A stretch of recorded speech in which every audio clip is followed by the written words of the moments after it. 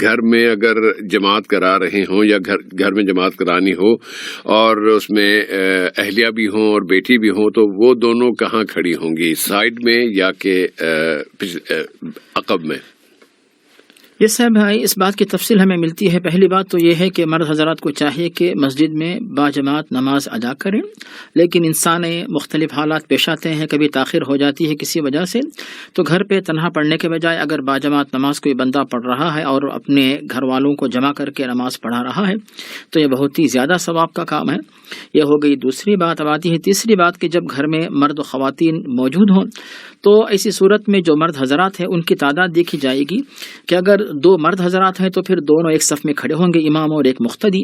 اور اگر مرد حضرات 3 یا 3 سے زیادہ ہو تو امام صاحب کی صف آگے ہوگی اور جتنے بھی ہوں گے 2 3 4 وہ امام کے پیچھے ایک صف بنائیں گے۔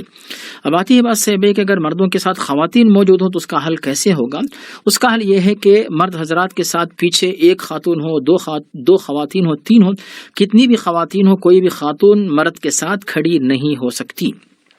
یعنی کسی مرد کی وہ چاہے بیوی ہو، بیٹی ہو، ماں ہو، بہن ہو، کوئی بھی ہو، مرد کے ساتھ نہ کھڑی ہو، بلکہ مرد کی صف امام کے حیثیت سے آگے ہوگی، اور اس کے بعد پیچھے اگر ایک خاتون ہو تو اکیلی کھڑی ہو، 2 ہو 2 خواتین کھڑی ہوں، 3 ہو 3 خواتین کھڑی ہوں گی۔ اس طریقے سے خواتین کی صف مردوں کی صفوں سے بالکل الگ ہوگی، مختلف ہوگی۔ اس طرح جو ہے نماز ادا کی جا سکتی ہے۔ اور اس بات کے دل حضرت انس کی حدیث جو صحیح بخاری اور مسلم میں ہے کہ جب پیارے نبی ان کے گھر میں نماز پڑھانے کے لیے آئے تو پیارے نبی آگے کھڑے ہوئے، ان کے پیچھے انس اور ایک لڑکا، وہ دونوں ایک صف بنا کر کھڑے ہوئے، اور انس کی جو والدہ تھی وہ جو ہے پیچھے الگ صف کر کے کھڑی ہو گئی۔ تو اس طرح جو ہے 3 صفوں میں وہ نماز مکمل ہوئی تھی۔